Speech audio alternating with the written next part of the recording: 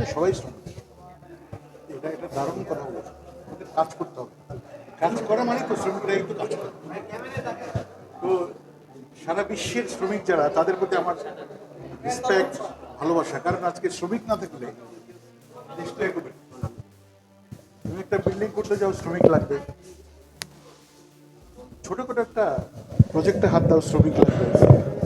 হ্যাঁ, এই যে যদি চট্টগ্রাম থেকে আমাদের বাঁশখালী দিয়ে কক্সবাজার 4 লেন বা 6 লেন যেটা হয়, ওখানেও শ্রমিক লাগবে।